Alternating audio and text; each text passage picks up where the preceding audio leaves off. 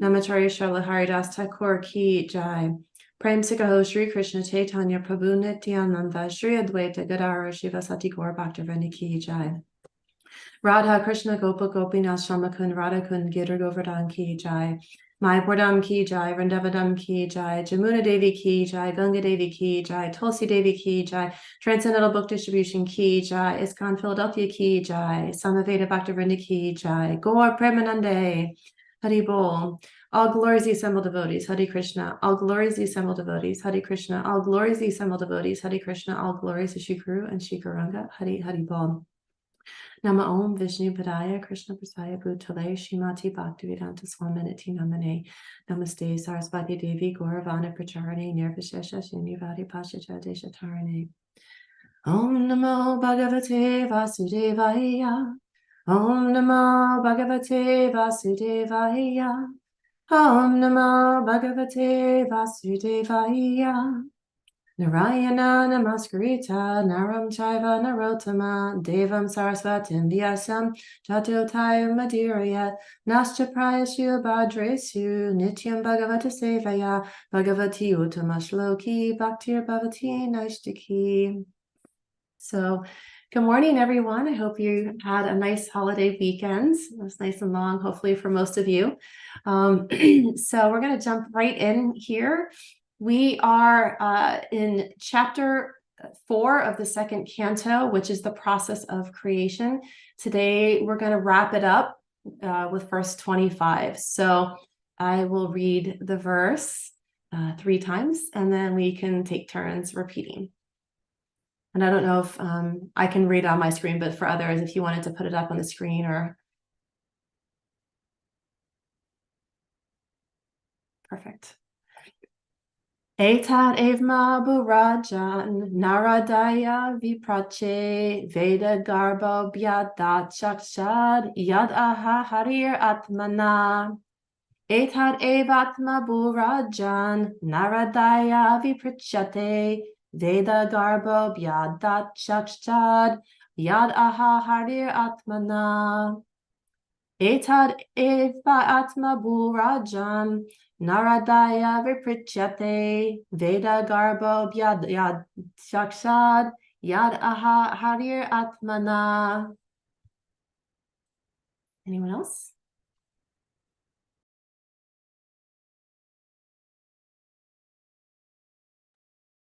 Etadevatma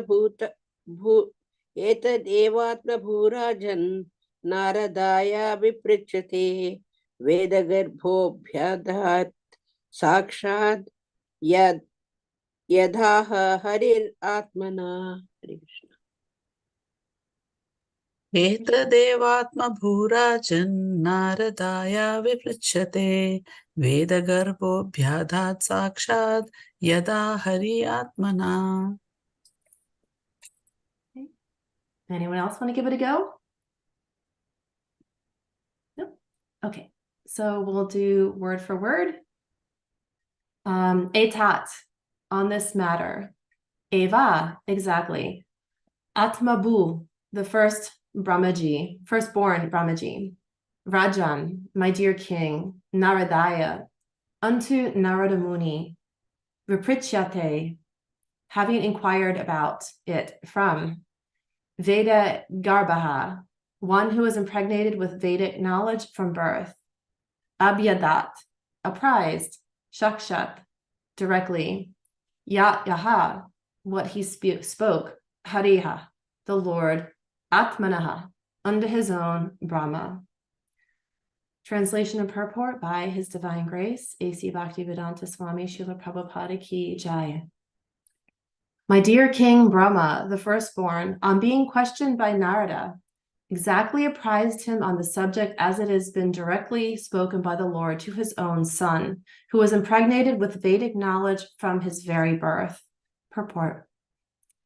As soon as Brahma was born of the abdominal lotus petals of Vishnu, he was impregnated with Vedic knowledge, and therefore he is known as Veda Garbha, or a Vedantist from the embryo. Without Vedic knowledge or perfect infallible knowledge, no one can create anything. All scientific knowledge and perfect knowledge are Vedic. One can get all types of information from the Vedas, and as such, Brahma was impregnated with all perfect knowledge so that it was possible for him to create.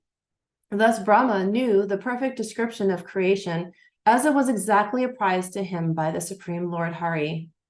Brahma, on being questioned by Narada, told Narada exactly what he had heard directly from the Lord. Narada again told exactly the same thing to Vyasa, and Vyasa also told Sukadev exactly what he had heard from Narada. And Sukadev was going to repeat the same statements he had heard from Vyasa. That is the way of Vedic understanding.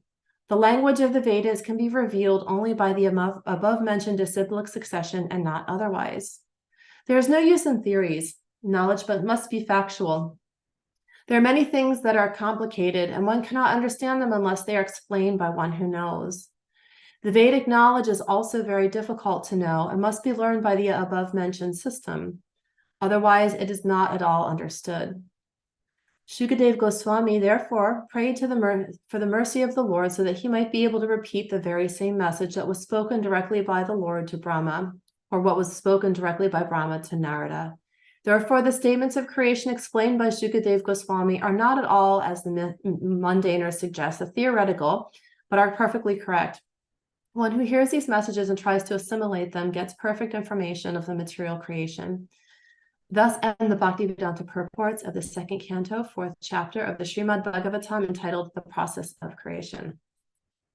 Om Jnana Timirandasya Shantananjana Shalakaya Chakshur Unamilitam Yena Tashme Shri Gurave Namaha Shri Chaitanya Mano Bishtam Stapitam Yena Bhutale Svayam Rupa Kadamayam Dadadis Vadbadantiham Jai Shri Krishna Chaitanya Prabhu Nityananda Shri Advaita Gadara Shivasati Gaur Bhaktivinoda Panchakalpatarubhishcha Kripa Sindhube Vijapatitanam Pavanebhyo Vaishnavebhyo Namo Namaha Nam Om Vishnu Padaya Krishna Prasaya Bhutale Srimati Bhakti Charaswamaniti Namane Sneta Chaita Supraneta Vagmanam Charasa Plutam Prabhupada Gata Prananam Bhakti Charapadam.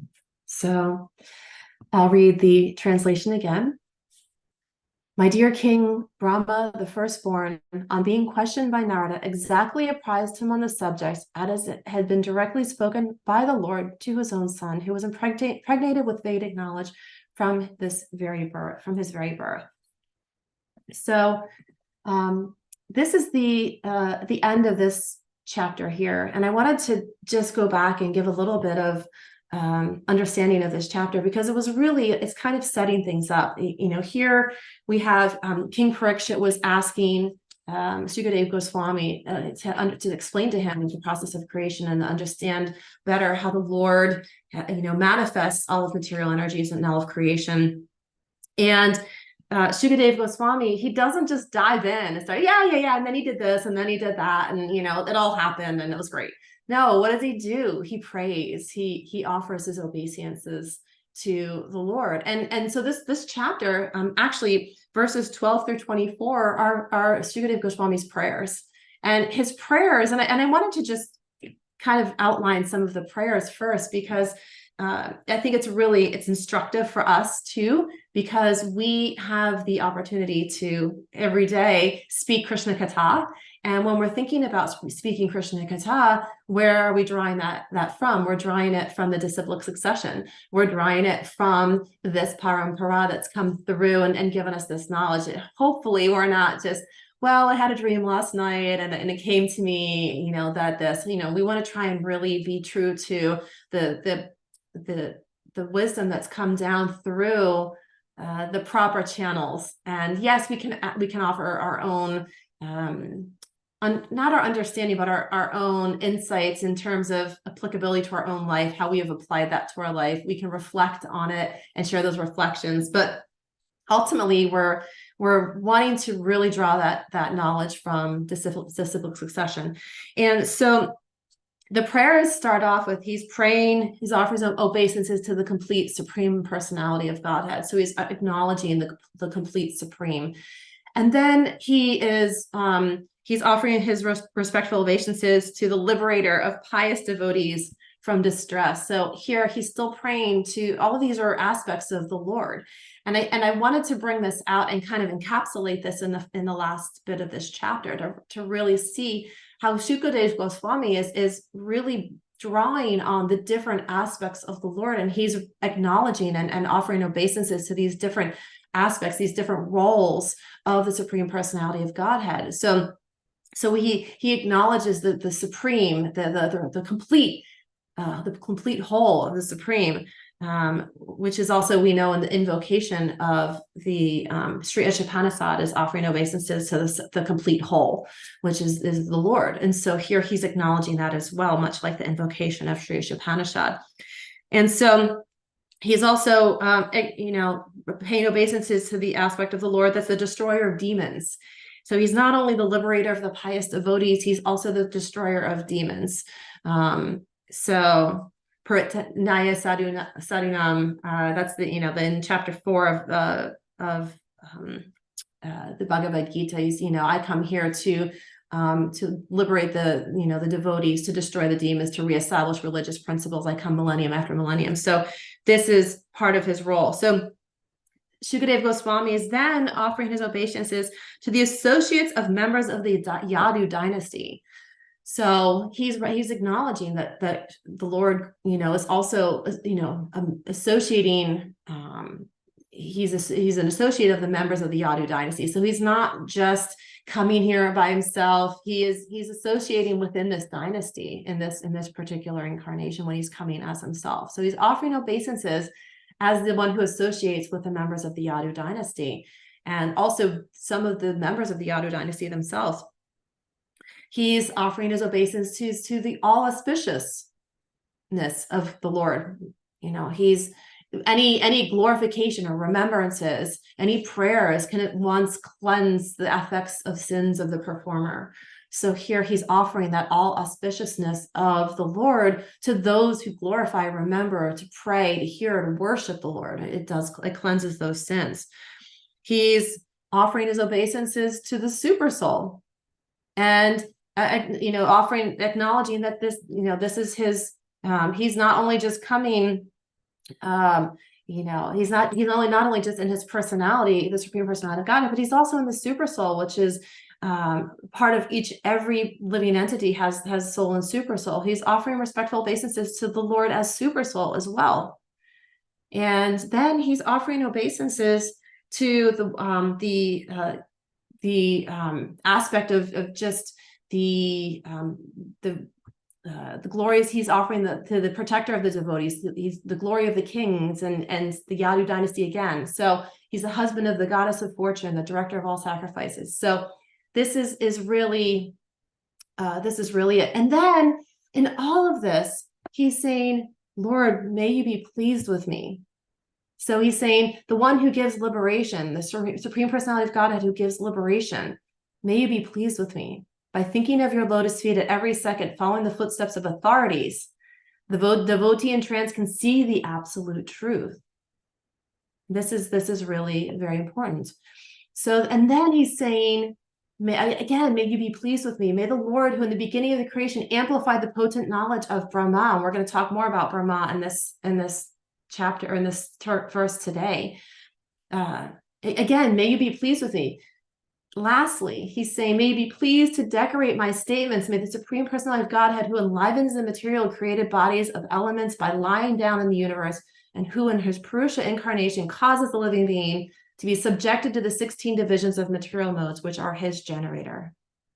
So he is, Shukadeva Goswami is not just lightly touching on this subject. He is endeavoring into this topic very carefully. He's endeavoring in this topic very prayerfully, very thoughtfully. And so with all of this lead-in, he still hasn't gotten to the actual nectar of the question. He's just offering his own obeisances. So it's often, why do we, in the beginning of class, we say all of these prayers, right? There's so many prayers and offerings before we even get into the verses. And then once we read the verse, we offer more prayers before we even start into our own discussion for the day. Why is that? Well, it's similar. We're following in the footsteps of the previous acharyas because we know that this is not our own knowledge. We are sharing this wisdom that's been passed down. So we're acknowledging that. We're acknowledging that right out of the gate to say, I offer my obeisances to Srila Prabhupada. I offer my obeisances to Srila Bhaktisiddhanta Saraswati Thakur, and I offer my obeisances to Rupa Goswami, all of the prior acharyas that have come before me, little old me, that's sitting here making a very pale attempt to try and bring this wisdom into a discussion for today, right? So this is what we're really doing. And when we're saying all of those prayers in the beginning, and sometimes, especially if you're new, you might come in like, oh my God, what is all of this, right? But it's really offering that acknowledgement. It's to help the speaker, at least to help me, infuse a little bit of humility into my thick head, but also to remind me where this is all coming from. So we do that as an opportunity to acknowledge those previous acharyas. So Shukadeva Goswami gives us that, gives us a living by example. And this is the thing too, that as devotees, there's the opportunity to share wisdom and knowledge and to preach, right? And to teach, but there is also that living by example. And here Shukadeva Goswami is doing both. He's teaching King Parikshit, and he's giving these instructions and giving this understanding and knowledge, which didn't just come from anywhere. He got it from Narada Muni, who received it from Brahma, who received it directly from the Lord. So he's giving this instruction, but he's also setting the example of how to parlay this information, how to give instruction to others, because we have to be very careful. We have to be very, very careful. We set the example, and then when we instruct, we have to do so in a way that is in line with the prior teachings. Because if we don't, and that's the thing too, and this is one of the things about the disciplic succession that's really important to factor in, is if we don't, then slowly over time it becomes that whisper down the alley game. And I'm sure you've all seen someone whispers something in someone's ear, a message or a sentence, and by the time it gets to 20 people later, it's completely a different message. How does that happen? How does that happen that you have you're supposed to be repeating the message, so it should be the same thing at the end after 20 people, but most of the time it's not. And that's because it gets changed over and over, because someone in the middle, somewhere along the line, broke the disciplic succession. They broke the chain of the message.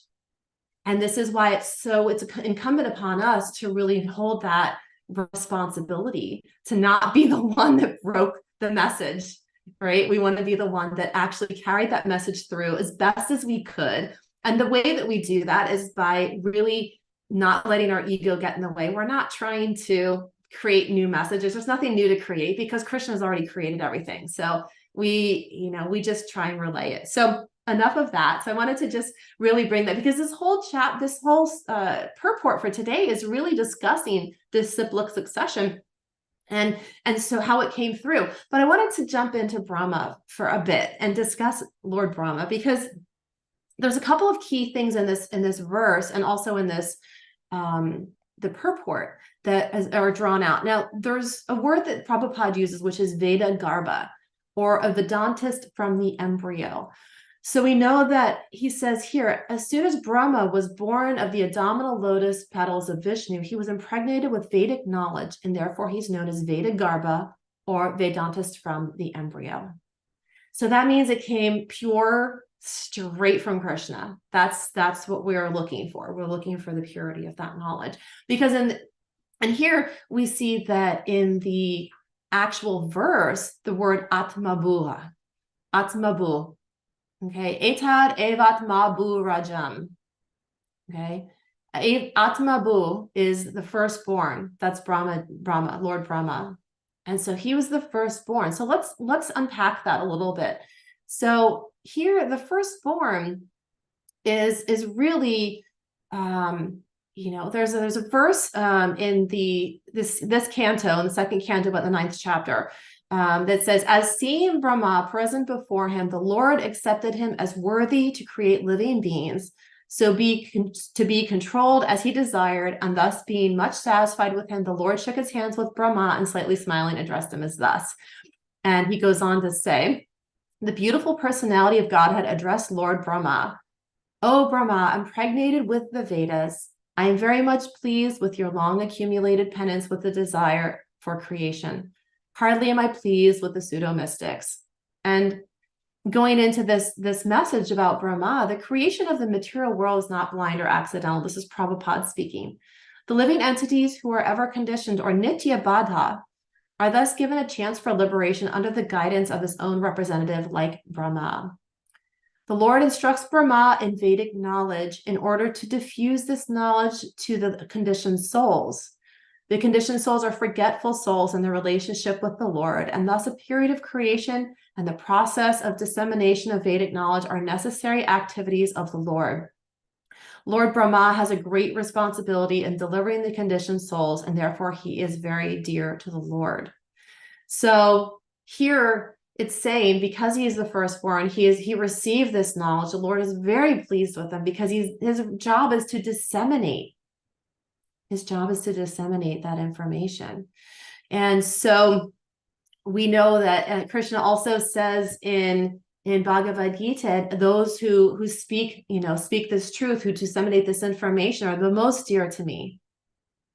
The most, in chapter 18, the most dear to me, those who speak and who disseminate this information are the most dear to me.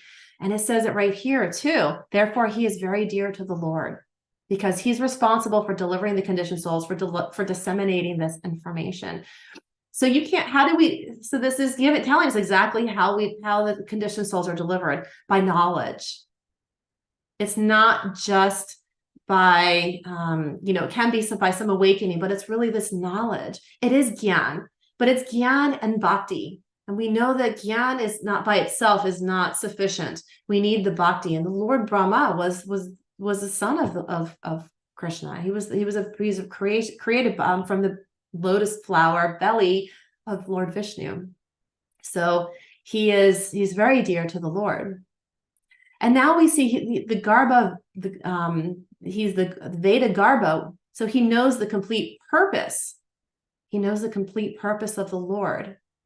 Brahma becomes liberated is known to everyone, but he cannot liberate his devotees. So we do know that he cannot liberate. He can only provide this knowledge. The Supreme Personality can be, only the Supreme Personality can be to liberate souls. And it's only those who surrender unto Krishna, the Supreme Personality of Godhead, that can be liberated from this material activities, from these material energies. So again, here it says Brahma is here called Adyashtira Charanam. He is the original first created living entity, and after his own birth, he creates the entire cosmic manifestation. So when we talk about Shukadeva Goswami and all these prayers leading up to how is the universe created, Lord Brahma obviously has a very big role in this, but it's not, but this role is taken on because he is the son of Krishna. He is the firstborn. And so he has this responsibility. So in the Bhagavad Gita, we know too that engaging in devotional service, and as I said, we have the gyan and then we have the bhakti. So the bhakti aspect, once we receive that knowledge, through disciplic succession from the proper channels, then we're engaging in devotional service. Hopefully we find our way to bhakti. And one who engages in full devotional service, unfailing in all circumstances, at once transcends the modes of material nature and thus comes to the level of Brahman. He comes to the level of Brahman, which means that he's fully absorbed in the Vedic knowledge. He's fully absorbed in that relationship with the Lord. And so, and here in the Bhagavad Gita, Arjuna asked this question: what is the means of attaining the transcendental position? And this is the position that Lord Brahma is in. He is in the highest position, but he's still a servant. He's still a servant of the Lord, even though he has all of these abilities. He has all of these powers of creation. He has all these powers of disseminating all of this information. Yet he is still a devotee, just like Shiva is also a devotee of the Lord, and he has a different role. But all of the demigods, they all roll up to Krishna. They are all devotees of the Lord. And this is why Krishna said, watering the roots of the tree versus watering the leaves. If we water the roots of the tree, then it'll all flow up to him. If we are worshiping the demigods, we're worshiping anyone but Krishna, then we're only partly getting partial benefit to the extent of that level we're worshiping. But if we worship all the way to the top, then we get the full extent of that benefit. And that's really what the process of devotional service is. And so what is Lord Brahma disseminating? The information he is disseminating, which got disseminated to Narada Muni, is bhakti. And Narada Muni is known to be the great progenitor of bhakti yoga. He is, the transcendental space. And he's the one going around to all of these different places teaching bhakti. He's teaching the understanding of devotional service. He's teaching that understanding of the Lord and how to engage in a devotional relationship. And that is very important, because it's not that Lord Brahma is saying, I know there's that Krishna guy up there, but worship me. That's what I want. I want you to just worship me, because I'm a creator. I have all this knowledge and wisdom. No, he's the knowledge he's disseminating is the knowledge that rolls all the way up to the top. And that is a true devotee. That is pure bhakti. That pure bhakti, which is to say that everything rolls up to Krishna. Everything goes to the top. And so it's understanding the potency of the Lord. And there was a verse that I came across while I was preparing for this class today. It's actually in the 10th canto. And it is, my dear Lord, neither I nor anyone else can estimate the potency of this transcendental body of yours, which has shown such mercy to me and which appears to fulfill the desires of your pure devotees. Although my mind is completely withdrawn from material affairs, I cannot understand your personal form. How then could I possibly understand the happiness you experience within yourself? And this is a really, really powerful, really powerful statement that this is also spoken by Lord Brahma. This is this understanding of him when Brahma understood him to be so elevated. He it's so even beyond him. It's his father. The creator of Brahma is Lord Krishna, of Lord Vishnu, that he cannot wrap his head around it. He wants to understand the happiness that Krishna is experiencing within himself, but yet no one can truly grasp that. Even Krishna came back as Lord Chaitanya to try and get a better understanding of what it was about himself that was so attractive. So that says something, that even Krishna, it's not that he knows everything, he understands everything, but at the same time, he wanted to better understand what it felt like to worship himself. And so he came back as Lord Chaitanya to really understand what it felt like to be in those energies of devotion. And so with today's verse, we know that because Brahma was born and because he came and disseminated this knowledge, he has that understanding, but even still, with all of that, he still cannot fully wrap his head around the Lord.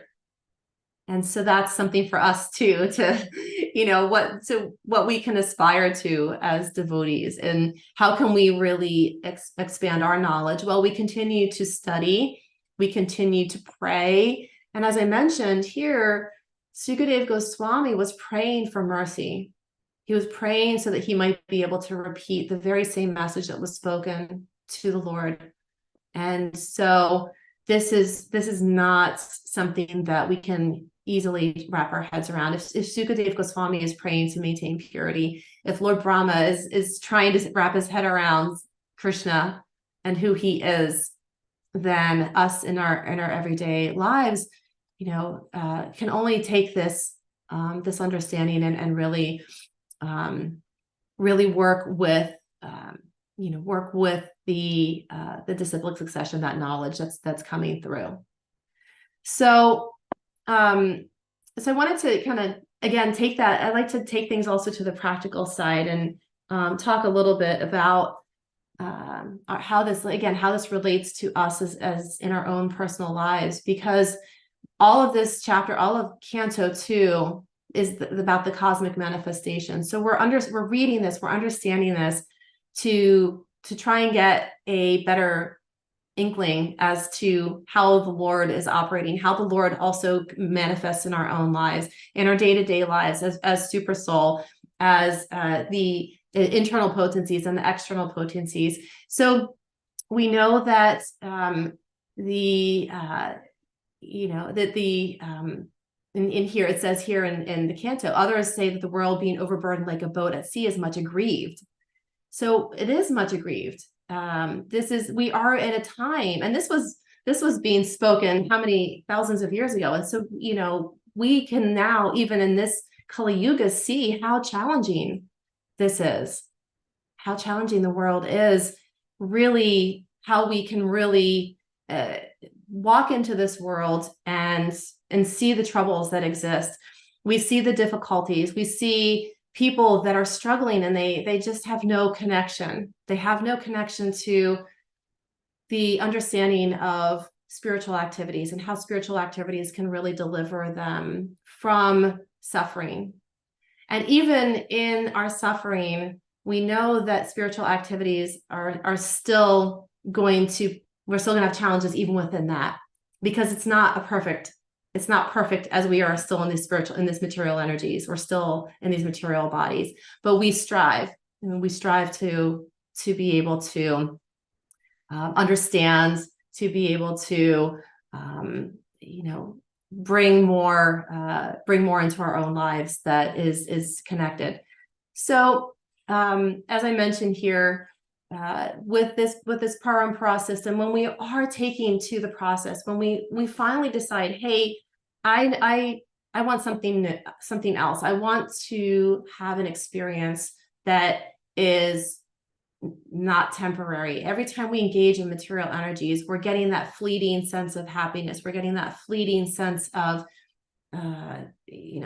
joy. Everything's a non-permanent situation. It is illusion in the sense that it only exists for a second, but it's not the true energies. The real energies are spiritual, and our soul and super soul are spiritual. So then everything around us is very, it can be very complex. It can seem very bewildering unless we start to take to this process and take to the understanding of what Prabhupada is teaching, this understanding of Bhakti Yoga, this disciplic succession. And as soon as we start to really link in to this disciplic succession, we will start to gain some of that understanding. Now, one of the things that with initiation, that's also initiation brings about a lot of growth, and it signifies many different things. It signifies a new birth. It signifies a beginning, because you're initiating really your process in devotional service from that stage of the purification from the fire sacrifice. But it's also getting a direct link in to the parampara. And that's one of the reasons that initiation is often encouraged, because it gives one a deeper connection into that parampara. It kind of locks you into the chain at that point. And so because you've received the blessings, you've received your karma has been cleared. And so from that point on, we have the opportunity to, to really work in a way that is not accumulating new karma.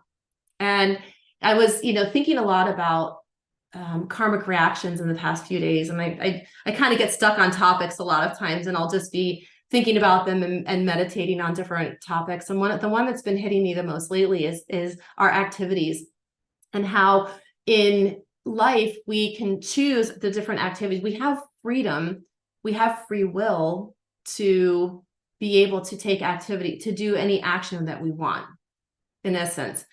But Krishna, being the ultimate decider of all activities, will decide the outcome. So whatever path, and I was thinking, it's kind of like when we were kids, we read those choose your own adventure books. You can go turn to page 20 and you can choose this adventure, turn to page 32 and it's this adventure, and then there's another adventure you can choose. But each adventure is already pre-written.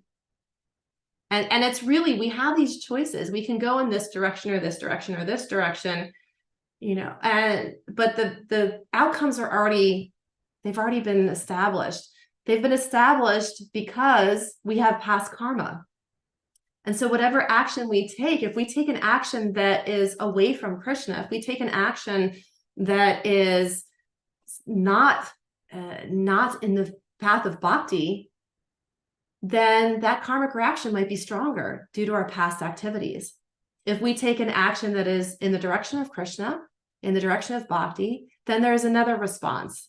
So there's already predetermined responses. That's karma. That is that the activity and that karma yoga process.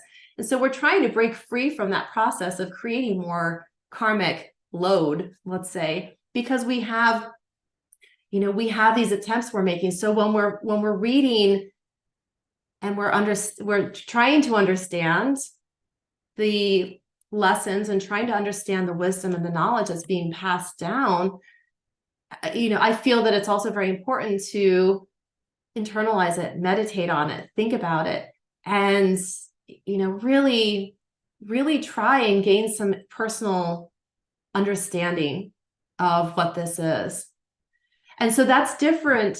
So what we're talking about is we're taking this knowledge from the parampara, we're assimilating it, we're bringing it into our own space, we're churning on it, we're chewing on it for a little bit, seeing how we can process this in our daily lives.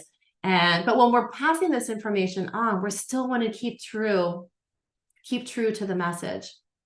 So while we're trying to understand the effects of our activities, the effects of karma, how we can deepen our bhakti and deepen our understanding of creation, deepen our understanding of our relationship with Krishna, while we're trying to do all of that, we do this through the process of gyan. By gyan, we are getting that knowledge passed down to us. And then through that bhakti process, we're internalizing it. We're deepening our relationship with the Lord. But then again, like I said, when we're teaching it, we're still going back to that pure knowledge. And so this is in today's purport, in today's verse, it's a really nice summation of this chapter, which is really the prayers. So taking it back to the prayers, when we're in a place in life and we're in a challenging space, we have so many different prayers that we can turn to. If we're stuck, we're not sure what to pray for, how to pray, we can turn to Shukadev Goswami, we can turn to Queen Kunti. There's so many different examples of prayers that are offered in offering obeisances to the Lord. We see even the prayers of Maharaj Yudhisthira, even the prayers of Bhishma. We see so many different examples of prayers that are offered to the Lord to help us have that understanding. Because it doesn't come easily. This understanding is very complex, and it says it right here. This is told exactly down the line. So this is not simple, and this is not simple knowledge. This is very complex knowledge. And so if we think that we can just, I can get it, I got it, okay, but can we live it? And that's really where where we have to, we can know something, we can repeat it, but how do we internalize it? How do we live our lives with that knowledge? And Prabhupada very much, he very much discouraged the theoretical speculation, right? And he says it here, the mundaners, they're theoretical, but he's also, wanting us to take this in and really take this process in and understand it deeply. And we do that through service. We do that through association. And there does take a degree of faith too, that Shraddha, that first stage of bhakti is Shraddha. So with all of this disciplic succession coming through, all this knowledge coming through the disciplic succession, there is a degree of faith that's required when we're reading this. And that faith is that this all transpired. And that is faith. And I was, and I shared this story in a different class, but I was out to lunch with a friend of mine a couple of weeks ago, and she asked me, she said, "Do you believe in God?" Well, she knows that I'm a Hare Krishna, and she's like, I know that you have all these different gods and stuff. And she's like, how does that work? And I said, well, Lord Krishna is the supreme personality. And I said, there's really one God that's worshipable, and that's the supreme. And she's like, oh, okay. And she said, why do you believe in God? And she's actually, she considers herself Christian-ish. She's Christian, I would say. She's, recovering Catholic, as a lot of people say. And she asked me, why do you believe in God? And, I was sitting there for a minute, and because I'd had this conversation not too long ago with someone else, why do I believe in God? And I was like, well, my response was, why not? Why not believe in God? Because it's better. Life feels better when I believe in God, when I believe in something. These little things that happen in my life or in any of our lives, that we can see these little miracles or little reminders that there's a higher power. That to me gives me faith that my belief is not just an empty belief, that there's something behind it, that I believe in God, I believe in Krishna, and that he is there guiding all of us. That Krishna is not just, big old man in the sky with a beard, but he is in our hearts, a super soul. And so I think that knowing that's, and I was explaining this to her, that Krishna's in our hearts, and she's like, I get that. She's like, I think that God is in our heart too. So, for her to understand that, and actually if she felt it when I said that to her, Krishna's in our hearts. And she said, yeah, that feels right to me. That feels right to me. So when we can, when people ask us these questions, because they know our backgrounds, they know where we're coming from in, that we're, Hare Krishnas, or that we're devotees, they might be inquiring just to maybe test us, but also a lot of times they're inquiring because they're looking for help in their own faith.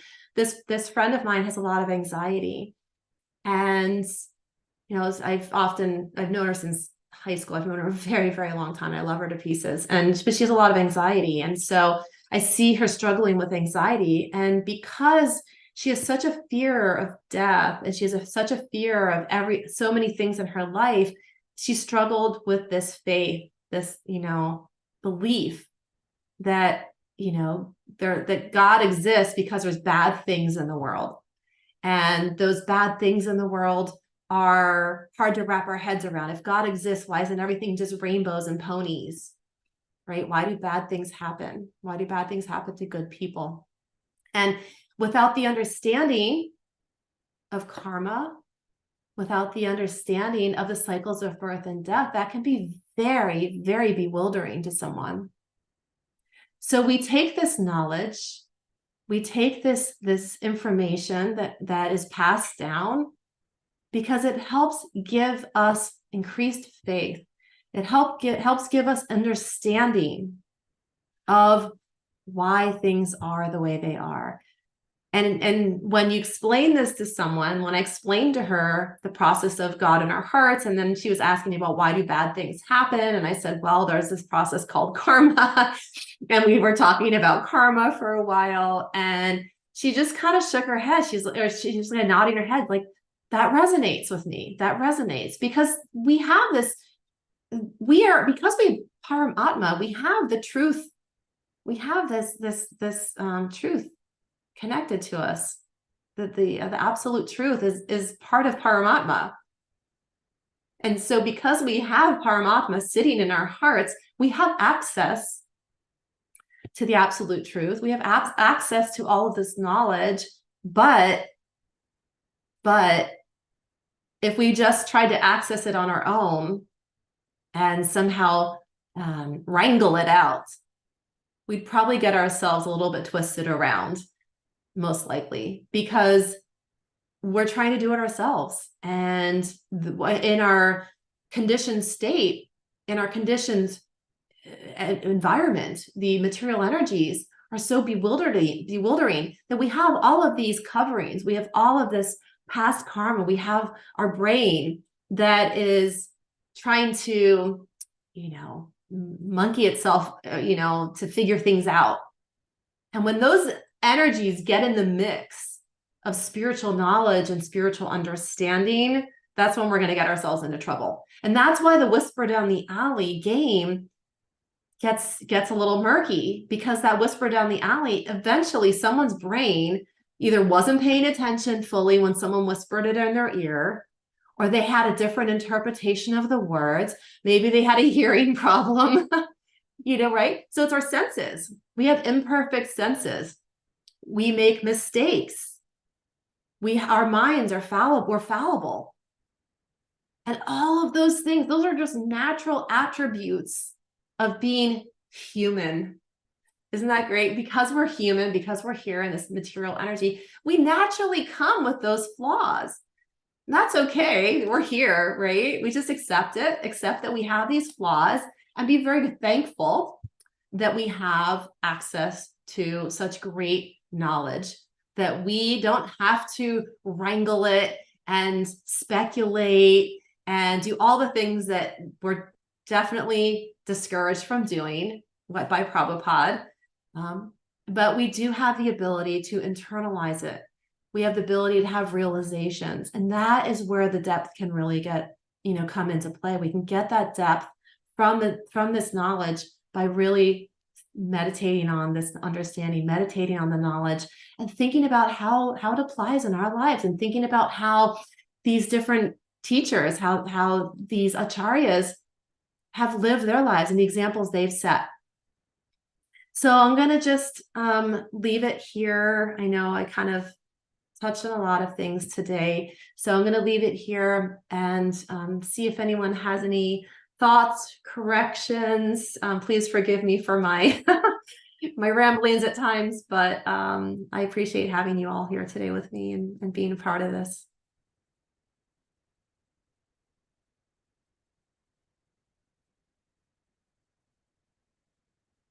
Okay, any thoughts or?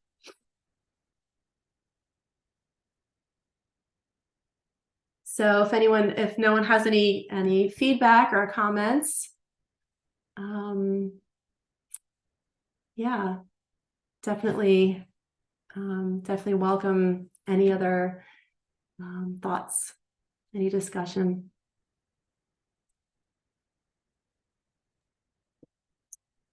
Okay. Hare Krishna. I was just, when you were talking about that game, Whisper Down the Alley, that's a game every now and then we play in Sunday school also. And it is so instructive that it drives home that point so clearly. By the time you come to the end of the line, it's completely changed. And it's so funny when we play it because something, crazy is heard. Yeah. But then you realize how serious that instruction is, that we repeat only what we hear, and we, shouldn't concoct, should not come up with our own analysis, our own interpretation, our own thoughts, our own ideas.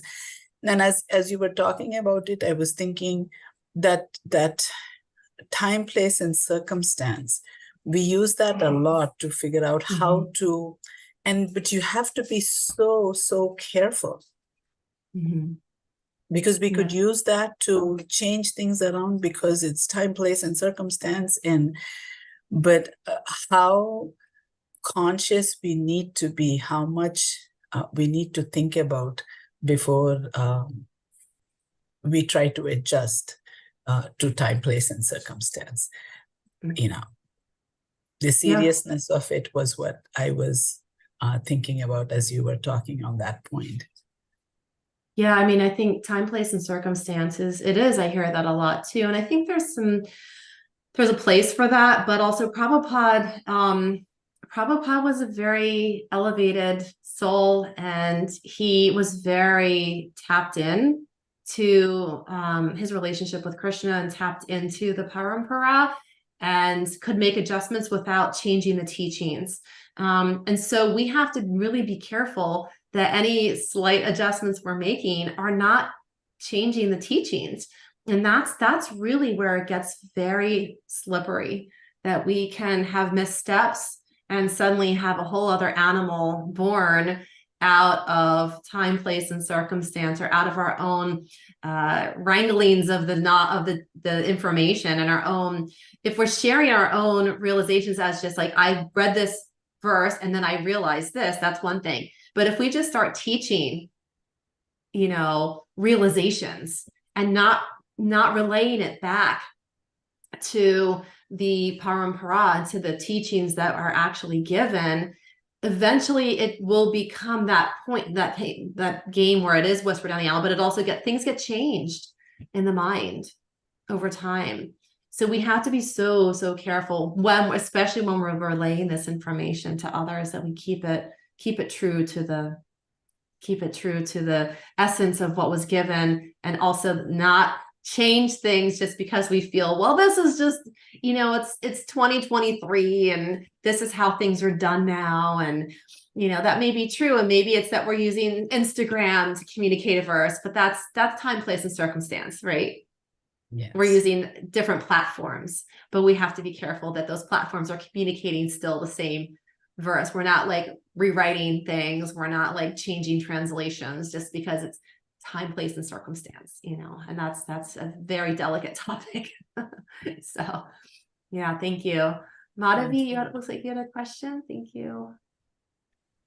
Hare Krishna, Vrindavaneswari Mataji, such a nice class, such an enlivening class. So I just, when you were mentioning that your friend asked you about the question that, why do you believe in God? So, and the answers and all that discussion I was hearing. So it's a very important question in the life of a devotee, because I feel that if we are not able to answer this question properly at the and depending on how the other person will take it, of course, always we have to see that what kind of audience we are talking to. Mm-hmm. So if we are not able to answer this question properly, then we because this question gives us the room to make the other person devotee or a non-devotee. So it's a very big responsibility which Prabhupada has given to all of his representatives in ISKCON. And you have given a very beautiful answer to her. And I also encounter such questions from, especially from relatives and the people who know me. So usually, this is my answer for them. I just wanted to share because I think that it might help for all of us. And answer may vary, according to the person's realization or knowledge or whatever. So Krishna in Bhagavad Gita has mentioned that there are 4 kinds of people approach to him, right? Jigyasu, Artharthi, and Arthat Gyani, Artha Jigyasu, Artharth, and Gyani. Though all those 4 types of people, one who is in need of money or distressed or seeking for the truth, or Jigyasu is just inquisitive about what is happening. So this is the first point where I think everybody, like that, your friend asked you, why do you believe in God? It's a kind of Jigyasu, inquisitive. She is. And then from there, when we talk to them about that, we can see so many miseries around the world and how this body has to go through all these 4 kinds of miseries, which is definitely we are going to suffer. And that's why self-realization process start, and then starting from that 9 devotional stages, that Shraddha comes. So that's the process, which, and we are in Bhajan Kriya process, in the process of Bhajan Kriya. So I usually answer like that, 4 types of people are there. So you have to decide where you are standing and what you are feeling. Do you want to suffer in this body for and we can, because we can see that people are dying, and still we think that we will be here forever. So that's what usually, I try to convince, with the as Shukadev Goswami is also mentioning in Canto 2, that materialistic people, for them, they are showing how this universe is Lord. So that's what I just wanted to say. that, because I also answer this question so many times, and I really feel that this question is very, very important for anyone to start this journey of self-realization or for Krishna consciousness. So I'm happy that you answered her such a nice way, and thank you so much for all the points you made. Hare Krishna. Thank you.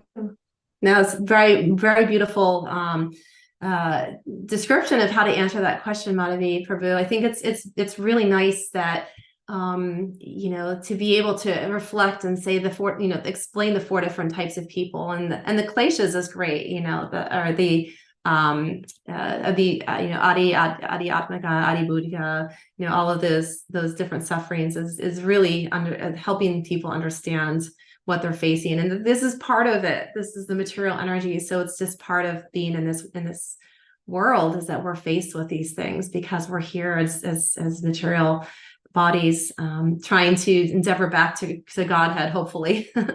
So thank you very much, everyone. Any other last points or corrections or comments? Great. All right. Well, thank you all very much. It was nice sharing the morning with you, and I hope you all have a wonderful day. See you soon. Hare Krishna. Hare Krishna.